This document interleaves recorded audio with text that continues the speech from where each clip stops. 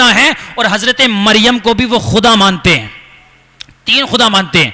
تو ان کے بارے میں رب فرماتا ہے کہ جنہوں نے یہ کہا کہ خدا 3 میں کا تیسرا ہے، یعنی اس کے علاوہ 2 خدا اور بھی ہیں، خدا تیسرا ہے، 3 خدا ہیں، تو اللہ فرماتا ہے لقد کفر الذین قالوا، ان لوگوں نے کفر کیا. اور اگر وہ اس سے باز نہ آئے، اپنے اسی عقیدے کو لے کر اس دنیا سے چلے گئے، اپنے اسی عقیدے کو لے کر اس دنیا سے وہ فوت ہو جاتے ہیں، انتقال کر جاتے ہیں، تو ان کے لیے دردناک عذاب ہے. اللہ رب العزت نے ان کے لیے عذاب تیار کر رکھا ہے. دنیا میں تو ذلیل ہوں گے ہی، دنیا میں تو رسوا ہوں گے ہی، لیکن آخرت میں بھی اللہ رب العزت ان کو دردناک عذاب عطا فرمائے گا. حضرات محترم، اس سے کیا پتہ چلتا ہے؟ اس سے پتہ یہ چلتا ہے کہ ایک سے زیادہ خدا ماننے والے کو اللہ رب العزت کا عذاب ہوگا. دنیا میں تو اس کی ذلت ہوگی، لیکن آخرت میں سخت ذلت بھی ہوگی اور اس کو سخت عذاب بھی ہوگا. حضرات محترم، اللہ رب العزت نے صاف صاف قرآن مجید میں ایک نہیں انیکوں مقام پر اپنی وحدانیت کا ذکر فرمایا، اپنے ایک ہونے کا اعلان فرمایا. سورۃ الاخلاص کے اندر اللہ رب العزت نے کئی سارے سوالوں کے جواب دیے. اللہ فرماتا ہے بسم اللہ الرحمن الرحیم قل هو اللہ احد، اے محبوب آپ فرما دیجئے کہ اللہ ایک ہے. اس میں کئی باطل فرقوں کا رد کر دیا. ایک صورت میں سورہ اخلاص میں، جس کو ہم قل هو اللہ شریف کہتے ہیں، سب کو یاد ہوتی ہے، یہ تو مسلمان کا بچہ پڑھ لیتا ہے. اس کی بڑی فضیلتیں ہیں، بڑی عظمت ہے. سرکار کریم نے فرمایا یہ قرآن شریف کا تہائی ہے. مطلب یہ ہے جس نے 3 مرتبہ قل هو اللہ شریف کا ورد کر لیا، اللہ رب العزت اس کو پورا قرآن پڑھنے کا ثواب عطا فرماتا ہے. اسی سورہ اخلاص کو ہم پڑھ کے تو نکل جاتے ہیں، لیکن کاش کبھی سمجھنے کی توفیق بھی ہو جاتی. کنز الایمان میں اس کا ترجمہ پڑھنے کی توفیق بھی ہو جاتی، خزائن العرفان دیکھنے کی توفیق بھی مل جاتی. حضرات محترم، اللہ فرماتا ہے قل هو اللہ احد. اصل میں اس کا شان نزول کیا ہے؟ یہ سورت نازل کب ہوئی، نازل کیوں ہوئی؟ اس کا شان نزول یہ ہے کہ کفار نے حضور علیہ السلام سے کچھ بیجا اعتراض کیے، بیجا سوال کیے، محمل سوال کیے، جو سوال کرنے کے لائق نہ تھے وہ سوال کیے. کیا سوال کیے؟ ایک سوال یہ کیا کہ یہ بتائیے کہ خدا کا نسب کیا ہے. جیسے حضور کا نسب ہے کہ حضور حضرت عبداللہ کے بیٹے ہیں، عبداللہ حضرت عبد المطلب کے بیٹے ہیں، پھر ان کے دادا پردادا، اس طریقے سے پورا حضرت آدم تک شجرہ آپ نے سنا ہوگا. حضرات محترم، کفار نے کہا یہ بتائیے جس طریقے سے انسانوں کا نسب ہوتا ہے، خدا کا نسب کیا ہے؟ خدا کا کوئی باپ ہے، کوئی دادا ہے، یا خدا کی اولاد ہے؟ اور یہ بتائیے کہ خدا کو خدائی ملی کہاں سے؟ کیا کوئی وراثت میں اس کو ملی ہے؟ ان کے باپ دادا نے حکومت کی تھی، جیسے کہ حکومت میں ہوتا ہے، باپ مر گیا، بادشاہ تھا تو بیٹا بادشاہ بن جاتا ہے. کافروں نے پوچھا یہ بتائیے کہ خدا کو بھی یہ خدائی کہیں وراثت میں ملی ہے؟ تب اللہ رب العزت نے اپنے محبوب کی زبان سے اپنی توحید کا اعلان کروایا.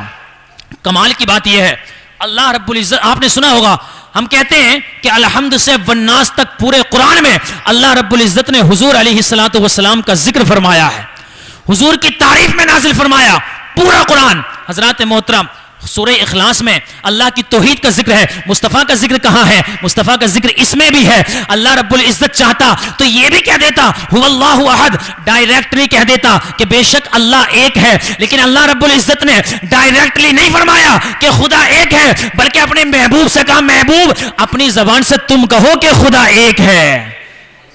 اپنی توحید کا اعلان بھی اللہ رب العزت نے اپنے محبوب کی زبان سے کہلوایا.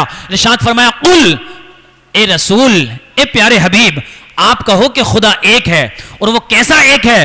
لم یلد، اللہ الصمد، اللہ بے نیاز ہے، اس کو کسی کی ضرورت نہیں ہے، وہ اپنی ذات میں بے نیاز ہے، اس کو ذات میں کسی کی حاجت نہیں ہے، اپنے افعال میں بے نیاز ہے، اس کو کچھ کرنے کے لیے کسی کی ہیلپ کی ضرورت نہیں پڑتی ہے. ایسا نہیں ہے کہ اس کو بارش برسانے کے لیے کسی کی ضرورت پڑے، ایسا نہیں ہے کہ اس کو زندگی دینے کے لیے کسی کی ضرورت پڑے، ایسا نہیں ہے آسمان بنانے کے لیے اس کو کسی کی ضرورت پڑی ہو، ایسا نہیں ہے زمین کو پیدا کرنے کے لیے اس کو کسی کی ضرورت پڑی ہو. یہ تو اس کا کرم ہے، اس نے اپنے کاموں کو فرشتوں پہ بانٹ دیا ہے. ورنہ حقیقت یہ ہے کہ فرشتے بھی پہلے موجود نہیں تھے، فرشتوں کو بعد میں پیدا فرمایا ہے. پہلے خدا اللہ رب العزت العزت اکیلا تھا. ایک وقت ایسا آئے گا, قیامت کا وقت ایسا آئے گا کہ اس وقت میں زمین بھی ختم, آسمان ختم, یہاں تک کہ فرشتوں کو بھی ختم کر دیا جائے گا, صرف اللہ رب العزت باقی رہ جائے گا. پتہ یہ چلا کہ اللہ رب العزت کسی کام کے کرنے میں فرشتوں کا بھی محتاج نہیں ہے. اللہ رب العزت جو چاہتا ہے, جب چاہتا ہے, جیسے چاہتا ہے, جو بھی چاہتا ہے, اپنی قدرت کے مطابق اس کام کو فرما دیتا ہے. حضرات, اور اس کو کسی کام کے کرنے کے لیے میٹیریل کی ضرورت نہیں ہے. اگر ہم گھر بنائیں تو ہمیں بہت ساری چیزوں کی ضرورت ہے, سیمنٹ بھی لانا ہوگا, سریا بھی لانا ہوگا, اور بہت ساری چیزیں لانی ہوں گی. لیکن خدا چاہے کہ آسمان بنا دوں تو ایسا نہیں ہے کہ فرشتوں کو حکم دے جاؤ سریے لے کر آؤ, جاؤ پلروں کی تیاری کرو. نہیں, اس کے لیے کسی میٹیریل کی ضرورت نہیں ہے. اس کا تو صرف اتنا فرمانا کن فیکون, بس وہ اتنا کہے گا کہ آسمان ہو جا تو آسمان بن کر کے تیار ہو جائے گا. وہ اتنا کہے گا زمین ہو جا, زمین بن کر کے خود بخود تیار ہو جائے گی. حضرات محترم, حضرت امام اعظم ابو حنیفہ, آپ لوگ تھوڑی ادھر دیکھیں, اس بچے کو تو روز دیکھ لو گے, میں روز نہیں آؤں گا. محبت سے بولیں سبحان اللہ. حضرت امام اعظم ابو حنیفہ رضی اللہ تعالیٰ عنہ بڑے امام ہیں, ابھی تذکرہ آپ نے سن بھی لیا. ان کے پاس میں علامہ ابن نجیم مصری رحمۃ اللہ تعالی علیہ نے یہ واقعہ الاشباح والنظائر کی جلد 3 میں نقل فرمایا. فرماتے ہیں کہ مسلمانوں کے بادشاہ کے پاس روم کے بادشاہ نے, روم کے حاکم نے بہت سارا مال بھیجا, اور ساتھ میں یہ بھی فرمایا جس کے ہاتھ مال بھیجا اس سے کہا یہ بہت سارا مال مسلمانوں کے حاکم کے پاس لے جاؤ, اور اس سے یہ کہنا کہ تم میرے 3 سوالوں کے جواب دے دو. اگر مسلمانوں نے تمہارے 3 سوالوں کے جواب دے دیے تو یہ سارا مال مسلمانوں کے حوالے کر دینا, اور اگر وہ تینوں سوالوں کے جواب نہ دے پائے تو پھر یہ مال مت دینا, بلکہ الٹا ان سے مال لینا اور ان پر ٹیکس اور جزیہ لازم کر دینا. حضرات محترم, روم کے بادشاہ کا قاصد مسلمانوں کے بادشاہ کے پاس آیا, اور یہ دور وہ دور تھا جب حضرت امام اعظم ابو حنیفہ رحمۃ اللہ تعالی علیہ بچپن کے عالم میں تھے, 8 سے 10 برس کی عمر تھی اس وقت میں. حضرت امام اعظم ابو حنیفہ کے دور کا واقعہ ہے. وہ آیا, اس نے آنے کے بعد بادشاہ سے کہا کہ مجھے بادشاہ روم نے بھیجا ہے, اور یہ بہت ساری دولت ہے, بہت سارا مال ہے, اگر تم ہمارے 3 سوالوں کے جواب دے دو تو یہ سارا مال ہم تمہارے قدموں میں ڈال کے واپس چلے جائیں گے. حضرات محترم, سوال کیا تھے؟ سوال بڑے آسان سے نہیں تھے, سوال بہت ٹف تھے. سوال یہ تھا, پہلا سوال اس نے یہ کیا کہ میرا سوال یہ ہے, سب سے پہلے یہ بتائیے کہ تم جو کہتے ہو خدا ایک ہے, یہ بتائیے کہ خدا ایک ہے, اس خدا سے پہلے بھی کوئی تھا یا نہیں تھا؟ خدا سے پہلے کچھ تھا یا نہیں تھا؟ ہمارا عقیدہ یہ ہے کہ خدا سے پہلے کچھ نہیں تھا, دنیا کی سٹارٹنگ بعد میں ہوئی. خدا تو اللہ رب العزت تو ہمیشہ سے ہے, کوئی ٹائم ہی نہیں تھا, وہ جب سے ہے, اور یہ ٹائم ختم ہو جائے گا. اللہ رب العزت جب بھی باقی رہے گا, وہ ٹائم لیس ہے, ٹائم سے پاک ہے. اس نے ٹائم کو پیدا کیا ہے, وہ ٹائم کے اندر نہیں ہے. اس کی ایک مثال دیتا چلوں. مثال کے طور پر موبائل تو ہم سبھی چلاتے ہیں, موبائل سب کے پاس ہے. اس موبائل کو کس نے بنایا؟ انسان نے بنایا. انسان نے بنایا تو کیا انسان جو بنانے والا ہے وہ اس موبائل کے اندر ہے؟ اس موبائل کے اندر بیٹھا ہے؟ نہیں نا. تو اسی طریقے سے اللہ رب العزت نے دنیا کو پیدا کیا ہے, لیکن وہ اس دنیا کے اندر نہیں ہے. اس نے ٹائم کو پیدا کیا ہے, وہ ٹائم کے اندر نہیں ہے, وہ ٹائم سے اور وقت سے پاک ہے. جب ٹائم نہیں تھا, جب وقت نہیں تھا, وہ جب بھی تھا, اور جب ٹائم نہیں رہے گا, دنیا نہیں رہے گی, وہ تب بھی رہے گا. اب سنیں, اس نے کہا کہ میرے 3 سوال ہیں. پہلا سوال یہ ہے, یہ بتائیے کہ خدا سے پہلے کیا تھا؟ اللہ رب العزت سے پہلے کچھ تھا یا نہیں تھا؟ حضرات محترم, اس نے کہا اچھا دوسرا سوال بتاؤ, تمہارا دوسرا سوال کیا ہے؟ اس نے کہا میرا دوسرا سوال یہ ہے کہ تم یہ بتاؤ اللہ رب العزت کا چہرہ کدھر کو ہے؟ East west north south. اللہ رب العزت کا چہرہ کدھر کو ہے؟ کدھر کو اس کا رخ ہے؟ کدھر کو دیکھ رہا ہے؟ اللہ اکبر. اب جو مسلمانوں کا خلیفہ تھا, مسلمانوں کے جو سلطان تھے, انہوں نے کہا تیسرا سوال بھی بتا دو, تمہارے سارے سوالوں کے جواب ایک ساتھ دے دیے جائیں گے انشاءاللہ. حضرات محترم, اس نے کہا میرا تیسرا سوال یہ ہے, یہ بتاؤ کہ اس وقت میں تمہارا خدا کیا کر رہا ہے؟ تمہارا خدا کیا کر رہا ہے؟ حضرات محترم, سننے میں تو یہ سوال چھوٹے سے ہیں, لیکن حقیقت یہ ہے یہ سوال اپنے آپ میں بہت بڑے سوال تھے. اب اس حاکم نے جو مسلمانوں کا حاکم تھا, جو مسلمانوں کا خلیفہ تھا, جو مسلمانوں کا بادشاہ تھا, اس نے اپنے وقت کے بڑے بڑے علماء کو اکٹھا کیا. سارے مشائخ جمع ہوئے, سارے علماء اکٹھا ہو گئے. علماء کا اکٹھا ہونے کے بعد میں بادشاہ سلامت نے ان کے سامنے وہ تینوں سوالوں کا ذکر کیا اور کہنے لگا یہ روم سے آیا ہے, روم کے بادشاہ نے اس کے ہاتھ بہت سارے مال و دولت بھیجی ہے اور ساتھ میں یہ بھی کہا ہے کہ اگر اس کے تینوں سوالوں کے جواب مسلمان دے دیتے ہیں تو یہ سارا مال ہمارے حوالے کر دے گا, اور اگر ہم نے اس کے تینوں سوالوں کے جواب نہ دیے تو یہ اپنا مال بھی واپس لے جائے گا, ساتھ میں ہمارے مال میں سے بھی کچھ نہ کچھ لے کر کے جائے گا, ہم پر ٹیکس لگا دیا جائے گا, ہم پر جزیہ لگا دیا جائے گا. اللہ اکبر کبیرہ. بڑے بڑے علماء خاموش کھڑے ہیں, کسی کے ذہن میں ان سوالوں کے جوابات نہیں آتے ہیں. لیکن قسم خدا کی اسی مجمع میں ایک 8-10 سال کا چھوٹا سا بچہ موجود ہے جس کے چہرے کو دیکھ کر لگتا تھا یقیناً یہ بچہ آگے چل کے اماموں کا امام بننے والا ہے, یہ بچہ آگے چل کے مسلمانوں کا امام بننے والا ہے. یہ بچہ کوئی عام بچہ نہیں تھا, یہ بچہ وہ بچہ تھا جس کے بارے میں سرکار کریم علیہ الصلوۃ والتسلیم نے احادیث طیبہ میں بشارت دی تھی. حضرت سلمان فارسی موجود ہے, صحابہ کرام کا جمگھٹ موجود ہے, صحابہ کرام کا مجمع موجود ہے. مصطفیٰ کریم علیہ الصلوۃ والتسلیم نے فرمایا اے میرے صحابہ, یہ جو سلمان ہے اس کی نسل میں ایک بچہ ایسا ہوگا, اگر علم آسمان میں ہوتا, اگر علم سریا ستارے کے پاس میں ہوتا تو وہ بچہ وہاں سے بھی علم دین کو حاصل کر لیتا. ایسا بچہ اس سلمان فارسی کی نسل میں پیدا ہوگا. حضرات محترم, اسی سلمان فارسی کی نسل کا یہ بچہ جو 8-10 سال کا بچہ ہے موجود تھا مجمع میں, اپنے والد کے ساتھ آئے تھے. جب انہوں نے سوالوں کو سنا اور دیکھا چاروں طرف علماء خاموش ہیں, کوئی جواب نہیں دے رہا ہے, کسی کے ذہن میں جواب نہیں آ رہا ہے. ایسا ہو جاتا ہے کبھی کبھی بڑوں کے ذہن میں وہ بات نہیں آتی ہے جو بچوں کے ذہن میں آ جاتی ہے. اس لیے بچوں کی ہر بات کو ڈانٹ کر ڈپٹ کر ختم نہیں کر دینا چاہیے, بلکہ ان کی بات بھی سنجیدگی سے ایک مرتبہ سمجھ لینی چاہیے, سن لینی چاہیے.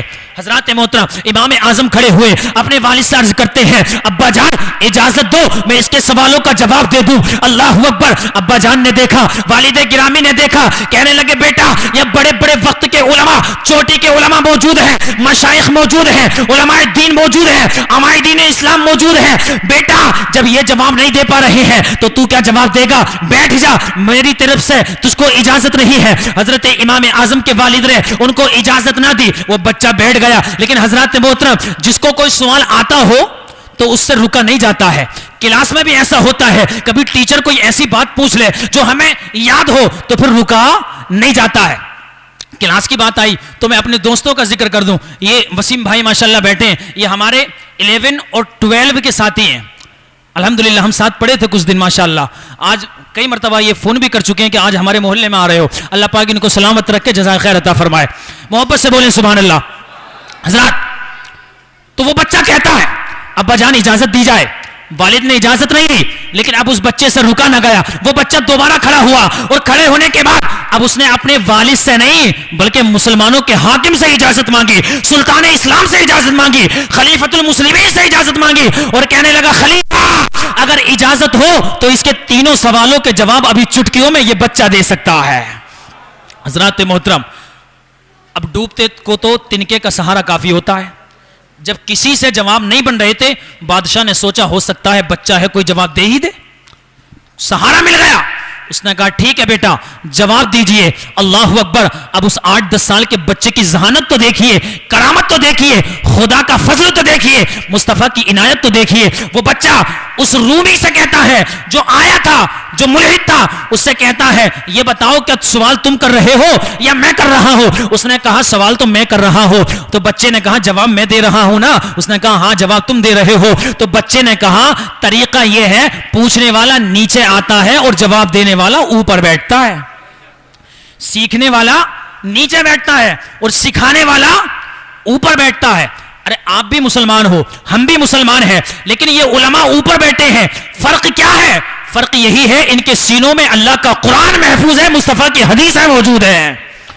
یہ سکھانے آئے ہیں اور ہم آپ لوگ سیکھنے آئے ہیں, اس وجہ سے نیچے بیٹھے ہیں. اس بچے نے کہا طریقہ یہ ہے سیکھنے والا نیچے بیٹھتا ہے, سکھانے والا اوپر بیٹھتا ہے. اگر تجھے سوال پوچھنے ہو تو منبر سے نیچے آ, میں ممبر پہ بیٹھ کر تیرے سوالوں کے جواب دوں گا. اللہ اکبر کبیرہ. اب وہ رومی ممبر سے اترا اور یہ بچہ ممبر پہ چڑھ کے بیٹھ گیا, ممبر پہ جلوہ افروز ہو گیا, ممبر پہ براجمان ہو گیا. اللہ اکبر کبیرہ. اب اس بچے نے کہا اب اپنے سوالوں کو ریپیٹ کیجئے, اپنے سوالوں کو دہرائیے, اب بتائیے کیا پوچھ رہے تھے. اس نے کہا میرا سوال یہ تھا, سب سے پہلے یہ بتائیے کہ خدا سے پہلے کیا تھا دنیا میں, خدا سے پہلے کیا تھا.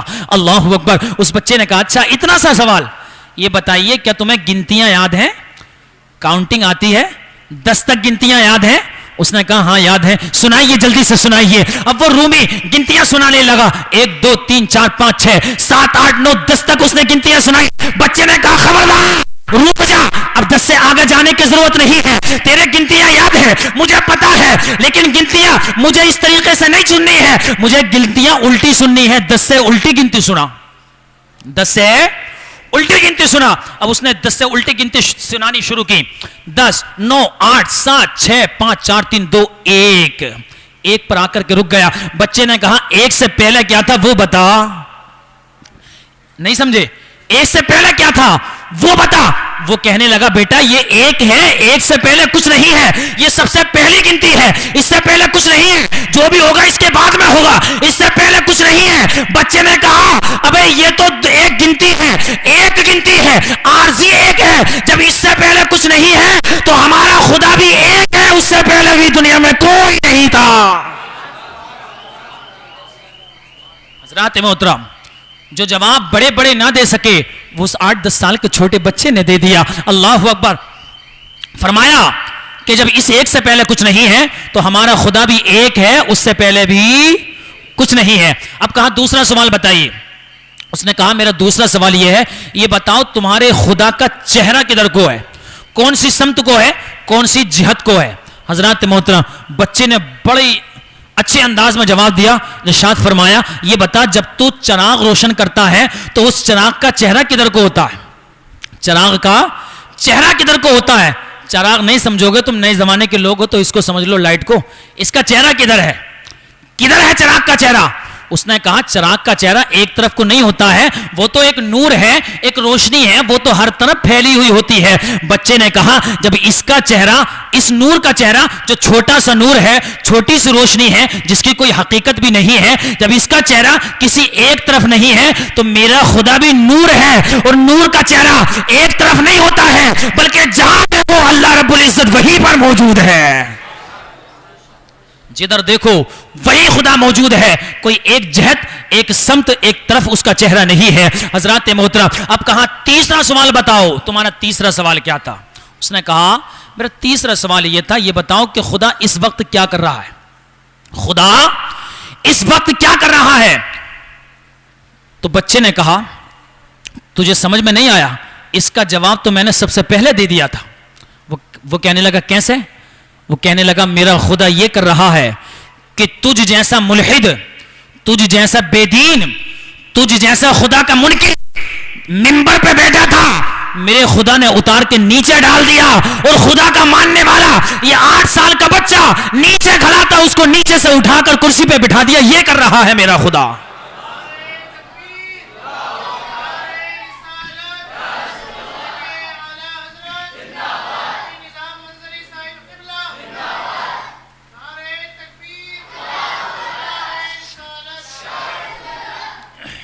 حضرات, قرآن میں اللہ فرماتا ہے وَلِلَّهِ الْعِزَّةُ وَلِلْرَسُولِهِ وَلِلْمُؤْمِنِينَ, حقیقی عزت تو اللہ کے لیے ہے, اللہ کی عطا سے رسول کے لیے ہے, اور رسول کے وسیلے سے عزت مسلمانوں کے لیے ہے. شرط یہ ہے ہم مسلمان بن تو جائیں. اس بچے نے بتایا کہ اللہ رب العزت یہ کر رہا ہے کہ ایک ایمان والے کو زمین سے اٹھا کر ممبر پہ بٹھا رہا ہے, اور ایک بددین کو ممبر سے اتار کر زمین پر کھڑا کر کے اس کو ذلیل و رسوا کر رہا ہے. یہ کر رہا ہے, لیکن شرط یہ ہے کہ مسلمان تو ہو جائیں, سچے مسلمان تو ہو جائیں. حضرات بات سمجھ میں تو آ رہی ہے نا.